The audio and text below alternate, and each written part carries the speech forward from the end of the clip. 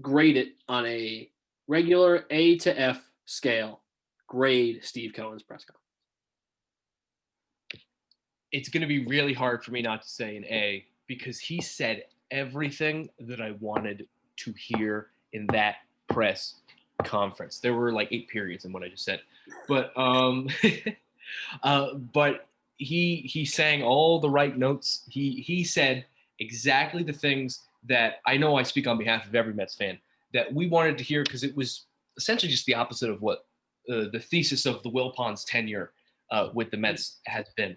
So it was wonderful. But thanks for bringing that up, Chris. Let's talk about it. So for those of you who perhaps didn't hear or didn't know, been stuck under your respective COVID pandemic rock, this week the Mets' new owner, Steve Cohen, gave his first official press conference after purchasing the team. And he had a lot to say, Chris. He had a lot to say. He did. I think that something you have to take away from it is like, this dude loves the freaking Mets, man. Like, I know a lot of Mets fans, right? My grandpa's a Mets fan. I know you and Jimmy and my uncle and 1,000 people, right? And Mets fandom, like, they love the Mets, right?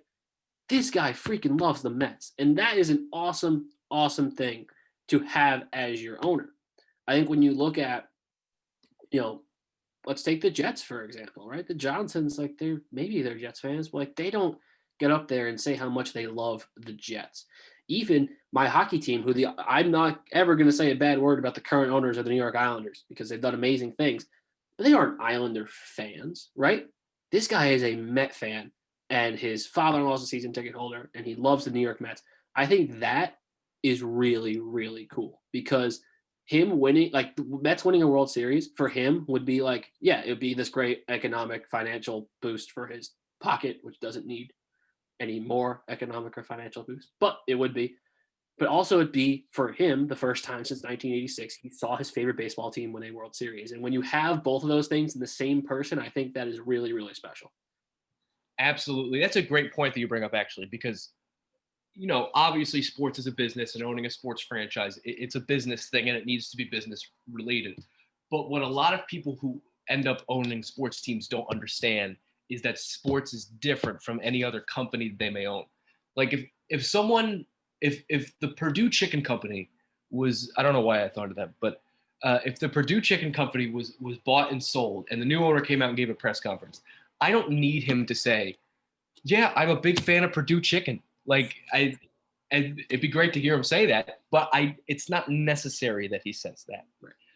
But with sports, it is absolutely, I think, essential that at least if you're not a fan of the team, you have some kind of emotional attachment to this. This is because we all know that what this franchise, this company, if you will, that is the New York Mets, means a lot more to people than Purdue Chicken. Yes. It is truly a lifestyle. We've those of us right here, we've made a whole lifestyle out of it. This is so much more than that. And to see someone who sees it from those eyeballs, because he is a fan, he's a diehard fan, it is so refreshing. It's incredibly refreshing. Yeah, absolutely. And we're going to get to a couple clips that Jimmy cut from the press conference, but I find it was probably hard for Jimmy to find just 3 to put into the show. I mean, there were so many great things that he said. And it's exciting. It's 5 years ago, if Trevor, it's not even 5 years ago, last year, right? Garrett Cole's a free agent. There was no talk about him going to the Mets. It was the Yankees, the Angels, the Dodgers, this team, that team. That was pretty much it. The Rangers, I think, were in there, and back to the Astros. Now, it seems like, now maybe this is my New York biases, even though I'm not a Mets fan, pushing through, but it seems like Trevor Bauer is going to go to the Mets.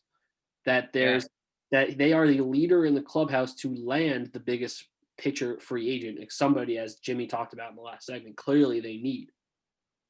It seems like it's possible that one of 2, George Springer or JT Realmuto, end up in blue and orange, which, if you look back at Mookie Betts was traded, so it's a little bit different. But if you look back at previous free agencies, the Mets were not in on those guys. Ever since 2008, they really haven't been in on those big guys.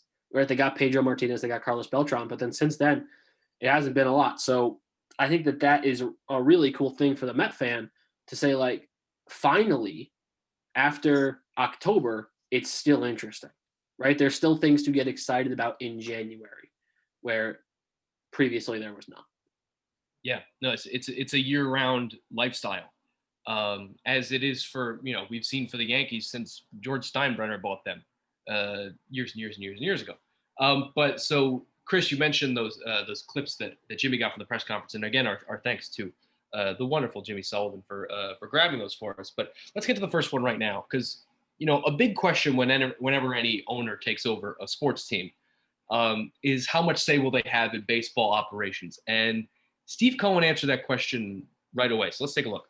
I played Little League once, but that's about it, right? So I'm going to let the professionals, Sandy and, the people we bring in, let them run baseball. I'm sure they'll make recommendations to me and, it'll be a collaborative effort. But ultimately, they're the experts. And generally, but, I hold people accountable, just like I do in my business at Point 72. And, I ask probing questions and, I expect reasonable answers, and it'll be a two-way conversation, but ultimately they're the experts. Wasn't that wonderful? I mean, what Look, else? I feel like I just watched an episode of Mr. Rogers' Neighborhood. I'm just so at ease right now, right? It's just namaste. What do you think, Chris? Yeah, I mean, I think that's what you want to hear. I think for the last fill in the number of years, the Mets have had an owner that is very much involved in baseball operations. And I don't want to rag on the Wilpons too much because they did bring you to a World Series 5 years ago. But I think that what the Mets fan wanted was change more than anything. And you could talk about the change in net worth, and that's certainly something that is very important. But a change in everything was necessary. And the fact that he comes in and says, I'm going to do things very differently from the Wilpons, and I'm going to fire the guy that they hired to do the general manager job in Brody Van Wagenen, I think that's all you really wanted to hear. He can go out and sign every free agent in the world and have a net worth of $18 gazillion and yada, yada, yada. But at the end of the day, it's change that was so necessary. And I think that, you know, I'll relate to the Islanders again. Charles Wall owned the team. He did a fine job. He kept them in New York, which was a question for a long time. But when John Ledecky and Scott Malkin came in, it was, what are they going to do that's different from Charles Wall? Well, they're going to build a new arena, which is currently being built, and they're going to play there in 11 months.